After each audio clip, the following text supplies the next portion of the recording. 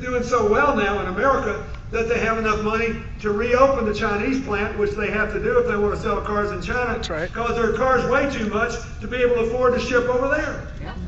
This is not rocket science. They didn't cut any jobs here. They're growing here. So Jeep comes out with this blistering statement. Yep. Saying this is simply not true. The president did nothing of the kind. We are not cutting back here. You know what the Romney campaign did in Ohio? They increased the television buy on the false ad after Jeep condemned it. Boo! Because you just got to follow the money here. Because that's what's happening in healthcare. So in addition to this, consider the difference in the Romney position on Medicare and Medicaid. Okay? Romney and his poor running mate, Congressman Ryan. Wait. I know he's one of yours, but No, he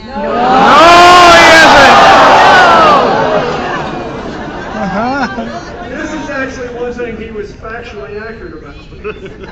Once upon a time, till he moved into Romney's way. So they're blistering president saying he ripped off Medicare for $716 billion. Yeah. They're blistering Tammy Baldwin saying she ripped off Medicare for $716 billion. Big problem is this. They didn't take a penny away from a single Medicare recipient. Now here's what happened. It's really important you understand what happened. Because you can win Wisconsin on this too. Every so often they get this report from doctors and other medical experts about what the inflation rate in government programs is going to be. And that's how they estimate what they're going to spend over 10 years. And the analysis came back and said, you are reimbursing these insurance companies way too much for Medicare Advantage. It's enough to guarantee them a 12 to 14% profit.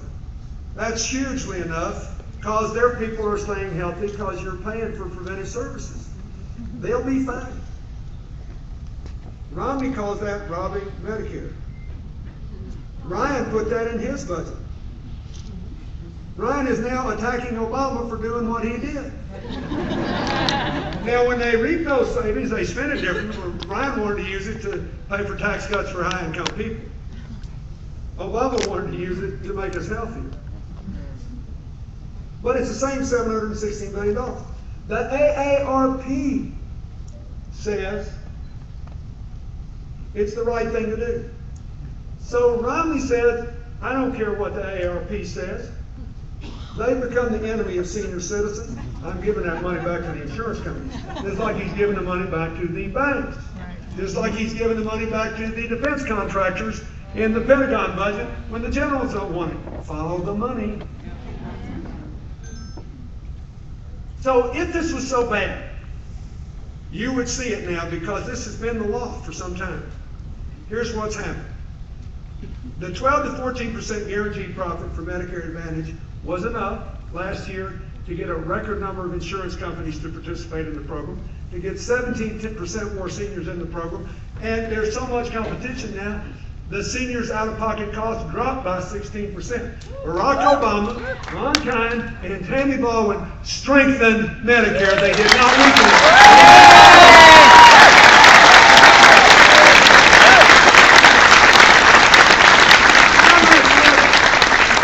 Let's look at what the difference is on the Medicaid program. Yeah. Now, the Medicaid program has no big interest group to subsidize. There's no big private insurance company. You know, there's nobody there that's sending back support and contributions the other way. So what do they propose to do with Medicaid? To cut it by a third over a decade and give it back to the state government. Now, here's the deal. Everybody knows Medicaid provides health care to poor kids, right? Yeah. It does, but most people don't know most of those poor kids live in working families. Yeah, that's right. And their parents can't go to work and be productive and try to struggle their way out of poverty if their kids don't have health care. What most people don't know is that more than 60% of Medicaid, however, goes to two other groups. One, senior citizens on Medicare who don't have any money left and have to depend on Medicaid to pay for their nursing home bills. Yep. So the Romney position really is, we're going to let Wisconsin handle this. We're going to cut their money by a third. And I don't know, let somebody decide whether Aunt Mary or Aunt Maudie has to be kicked out of the nursing homes. To give me another tax cut. Even worse is the last group. Families with children with severe disabilities. Yeah, that's right. Many of them have very strong middle class incomes, even in the upper 50%. Right here. But there are all these kids out there in America who have autistic conditions, who have cerebral palsy, who have muscular dystrophy, who have developmental disabilities. They are a blessing, but they cost a lot more money to take care of. And there are untold numbers of your fellow citizens who couldn't even work for a living if they didn't have Medicaid to help them with their kids' medical costs.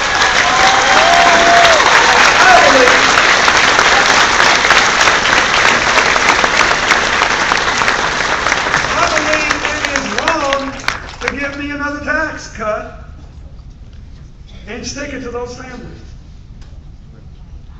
And that goes back to the deficit. They got this big hole. They can't fill this big hole.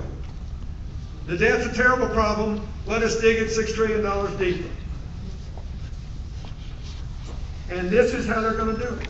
Cutting Medicaid, cutting college education, cutting economic development. You cannot let it happen.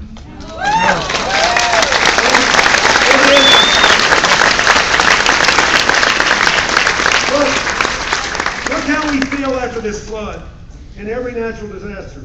We know you're all in this together works better than you're on your own. That's why the president was right to sign the Lilly Ledbetter Fair Pay Act. Yeah!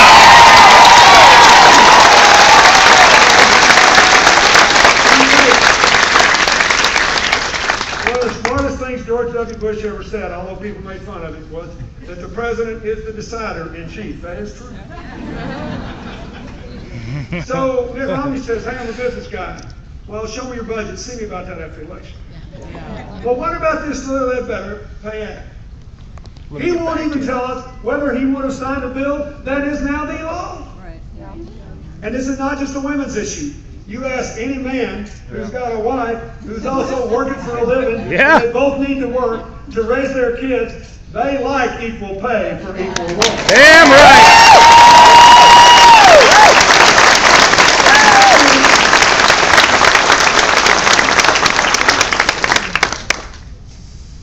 I think the president's been a good commander-in-chief.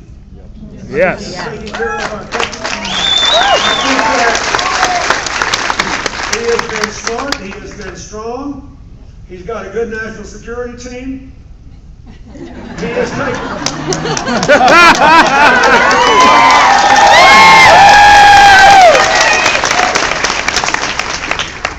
And more importantly, he is determined to take care of these young men and women when they come home. Yes, yes!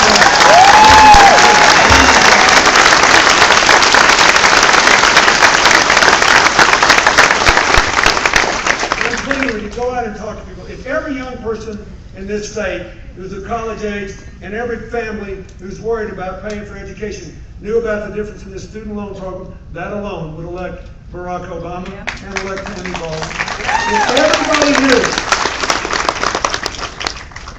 that this Medicare charge was bogus, but the Medicaid cuts are true, and they knew what Medicaid went to, that alone would elect Barack Obama and Tammy Baldwin.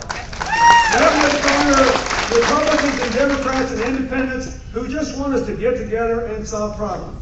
If everybody knew that President Obama had a $4 trillion debt reduction package that was based on arithmetic, not illusion, and that he's the only candidate in the race that has a budget plan, that would elect him.